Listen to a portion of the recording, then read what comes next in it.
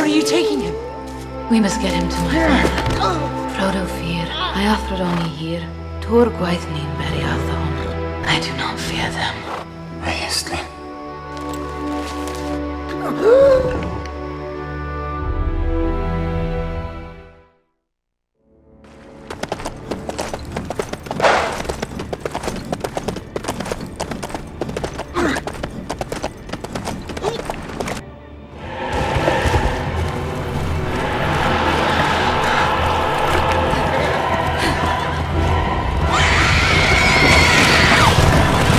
Limoni ruin and banin hulaya.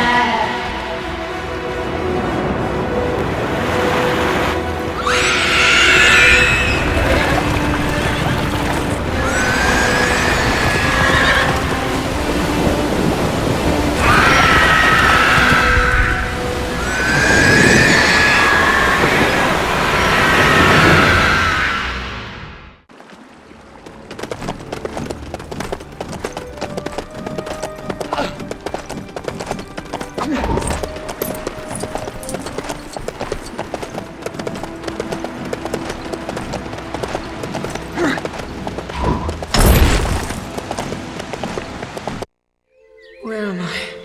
You are in the House of Elrond. Gandalf. Yes, I'm here. What happened, Gandalf? I was delayed.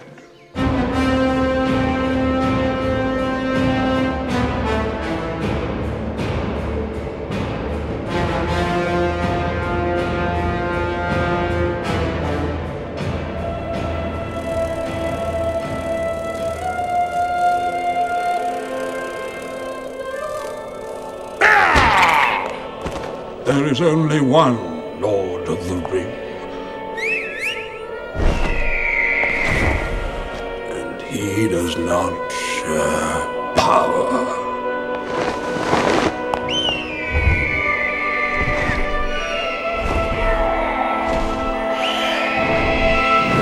Frodo! Frodo! Sam! Bless you, you're awake! Sam has hardly left your side. By the skills of Lord Elrond, you're beginning to mend. Welcome to Rivendell, Frodo Baggins.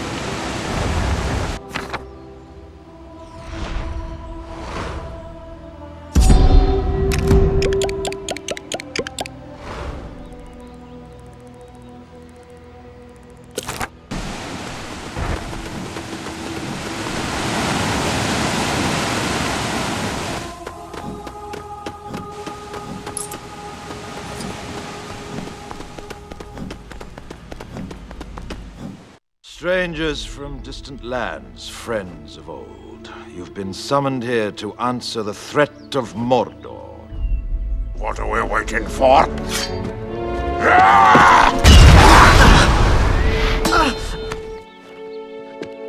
It is a gift. A gift to the foes of Mordor. Why not use this ring? You cannot wield it. None of us can. The One Ring answers to Sauron alone. And what would a ranger know of this matter? This is no mere ranger. He is Aragorn, son of Arathorn. You owe him your allegiance. Gondor needs no king. The ring is altogether evil.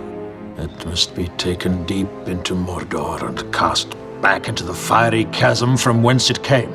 I will help you bear this burden, Frodo Baggins. You have my sword. And you have my bow. and my axe. If this is indeed the will of the Council, then Gondor will see it done. Mr. Frodo's not going anywhere without me. We're coming too! 9 companions. You shall be the Fellowship of the Ring. Bilbo! Here's a pretty thing. Mithril. As light as a feather and as hard as dragon scales. My old sword, Sting. The blade glows blue when orcs are close. And it's times like that, my lad, when you have to be extra careful.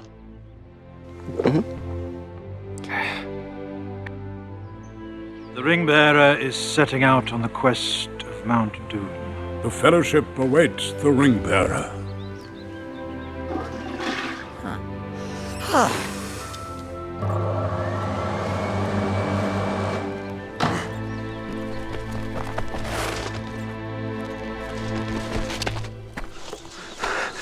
Mordor, Gandalf.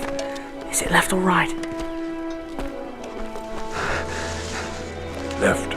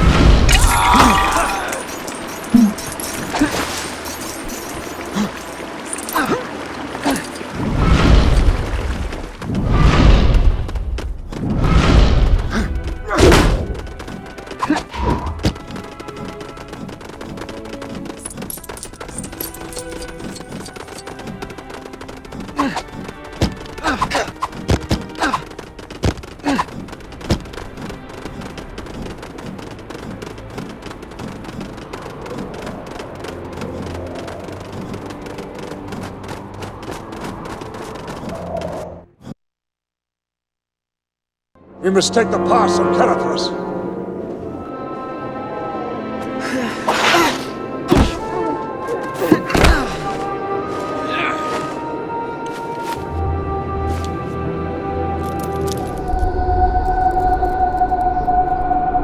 Boromir! Give the ring to Frodo.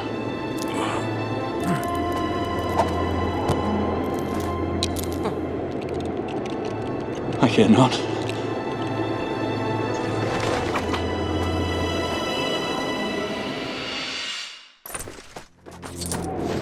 LEGO Lord of the Rings walkthrough for Space Stuff Games and WikiGameGuides.com, and this is the passive Caradhras level, and I'm pretty sure I said that wrong. I know it's spelled Caradhras, which is very weird to pronounce in the English language just because it's in the language of Tolkien, and you bounce your R's in his language, I think.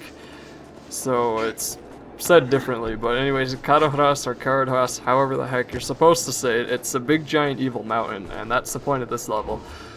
And it's a pretty fun level because you get to play as all of the Fellowship, and it's because of that it's also a little bit annoying, but you get to play as Gimli and Gandalf and Legolas, and you have to carry over the smaller people like the dwarves and the hobbits, or the dwarf and the hobbits. You have to carry them over the deep snow, and you don't have to carry all of them over, which is what we were doing here just because we felt like showing you what it looked like. And I thought it was really cool how they put in Legolas walking on top of the snow, and you know, they kept that in the movie and they kept that from the book. So it was just a little thing of detail that I was a little bit surprised to pay attention to. But, you know, I guess it's, just, as I said, there's just so much in Lord of the Rings. It's surprising that they even managed to put as much things in the movies as they did, and it's surprising they managed to put as much in this game as they did. Although one thing I find kind of funny is how in the movie and the book, Gimli doesn't like being tossed, but in this game you toss him left and right, and there's actually, I guess, slight spoiler alert, that there's a cutscene where Gimli says, "You'll have to toss me," as if he doesn't like the idea, but you've already tossed him 1,000 times before that. So I always thought that, I just thought that was interesting.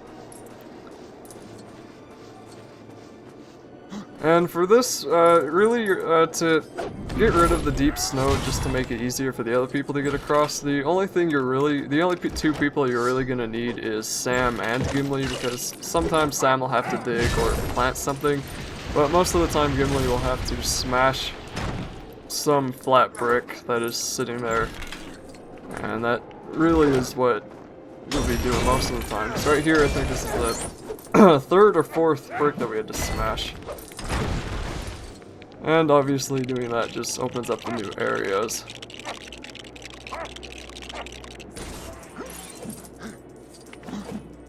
And here's the fifth one.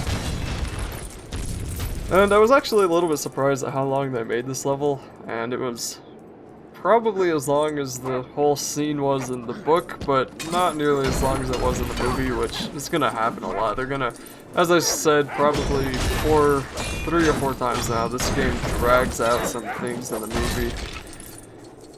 And the Dead Marshes will be my least favorite. And once you get here, you'll want to use Legolas to shoot down the targets. And assuming you don't fall off, this isn't usually too difficult, but it's still kind of annoying the way that they had Legolas shoot. Like, they kept his really quick, fast elf shooting, but they also tell you in the hints that if you target multiple things, you can shoot them all, but for some reason that doesn't always work. I'm not really sure why. Excuse me. And, what else was I gonna say about Legolas? Well, I don't know, his bow just doesn't always do what you want it to, and especially when you're shooting, that's what I was gonna say, when you're shooting it and you want to jump or move, you can't. And sometimes an orc will kill you right when you're like, "Move, Legolas, move, stop shooting your bow!" But, you know, for the most part, it's pretty good. And of course, you get your 2 knives that Legolas has. For Gimli, he has his axe and his various moves with that. Aragorn has all of his moves, and sadly not Elendil yet. And I was kind of hoping they would have given you Elendil at the beginning of the game, because that's how it happened in the book. As soon as they got to Rivendell, they repaired Elendil and gave it to Aragorn. But in the movies, they didn't do it until the 3rd one, and I always thought that was really weird. But I guess they had to emphasize in the movie how important of a sword it was. Jeez, how important of a sword it was, and it probably wouldn't have made as much sense if he had it, or it wouldn't have been as emphasized if he had it throughout the whole movie. I don't know. You know, I gotta stop going off these random Lord of the Rings topics that really have nothing to do with this game. Although there's not really much to talk about in this game that really isn't explainable in itself, but I don't know. It's just, I love Lord of the Rings, and just some little tiny things that drive me crazy or I think are so awesome. It's really weird. But what was I talking about before? I was talking about the different weapons with people. Frodo, once you reach Rivendell, obviously will get Sting, and he also gets an Armor of Mithril, which gives you 4 extra parts, and it's kind of like in, what was it? The Ocarina of Time, once you find the, I think it's the Gold Skull Tool, or whatever it is where you get those gold lines around your hearts and you take half as much damage. It's a little bit like that. You can take twice as many hits when you have Mithril Armor, and I believe you can craft Mithril Armor for any character you are, so you have extra hearts. And I mean, it's not like it really matters. You have unlimited lives and unlimited respawns anyway, but it was kind of a cool little thing they put in, which I'll probably be saying a lot. Although I guess if it was real Mithril, then it would probably be invincible, besides, you know, your head and your hands and your legs. And for Gandalf, he is given a lot of abilities too. A lot of which you don't really actually see in the movie, which I was a little bit disappointed with the movies. Again, you know, I'm going off on random topics, but disappointed with how Gandalf wasn't really shown exactly what he could do in the movies, and you know, it had that kind of effect where it built him up as this really super strong wizard, but he never entirely ended up doing a whole lot that you could consider significant. I mean, he does do a whole lot even in the movie, but it's that just something that happens in a lot of things where they built a lot of movies and series and stories that build up someone being super powerful, then there's one person who just kills them in 2 hits, and it's like, I thought they were really strong, what the heck? I don't know, but anyway, that aside, Gandalf has his staff with his many different spells, his protection, I think it's the Flame of Anor, no. I don't know, whatever it is. Whatever the big bubble that comes over him that protects him. I'm remembering the Flame of Anor from the movie and the book when he says, I wield the Flame of Anor, and all of that, but I mean, I can't remember if that's actually what protects him, that bubble. I'm sure some Lord of the Rings fans who are more memorable than I am are going to be correcting me left and right, but, you know, anyway, and he has Glamdring the Sword, which is a lot like Sting, how it glows when orcs are near.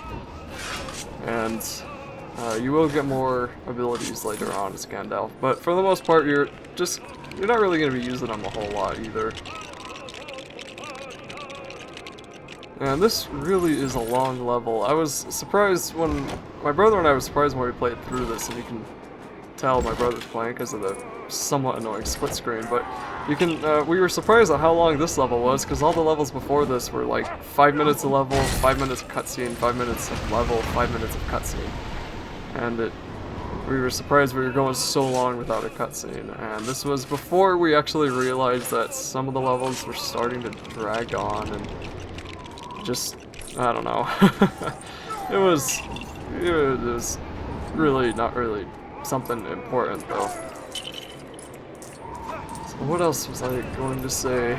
Oh, one other thing, I was talking about the split screen. I just mentioned it, but I was also going to talk about it. Well, the split screen it's, you know, the cut one that follows the 2 people. It's been around since Lego Indiana Jones 2, and in my opinion, and my brother's opinion, it hasn't improved much since then.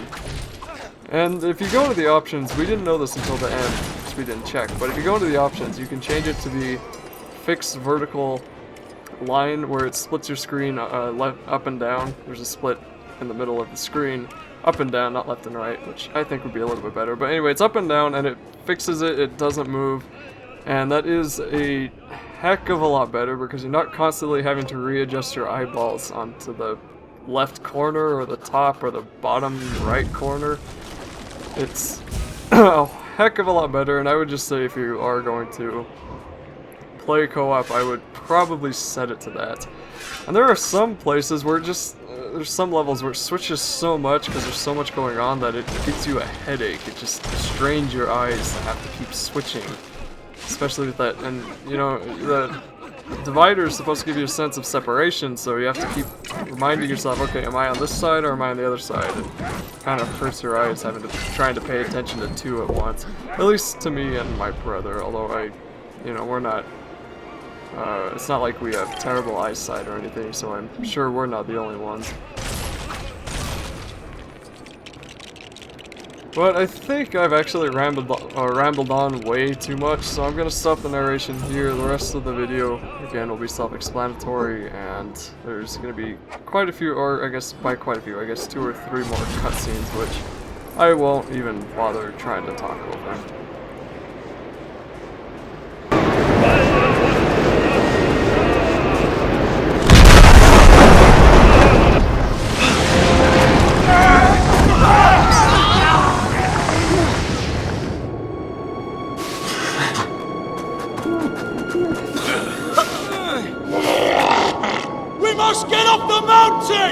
Make for the Gap of Rohan! Gap of Rohan takes us too close to Isengard! Let us go through the mines of Moria. Let the ring-bearer decide.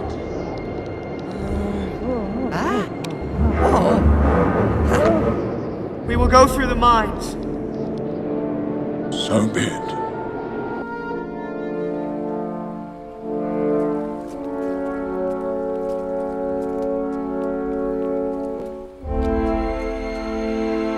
Dwarf doors are invisible when closed. Yes, Gimli, their own masters cannot find them if their secrets are forgotten. Why doesn't that surprise me?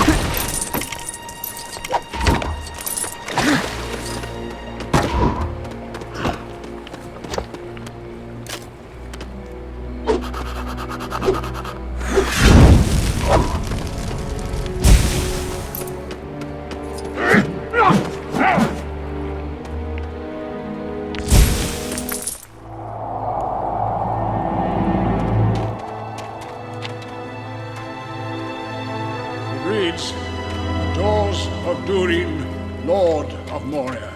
Speak, friend, and enter. It's a riddle. What's the Elvish word for friend? Melon.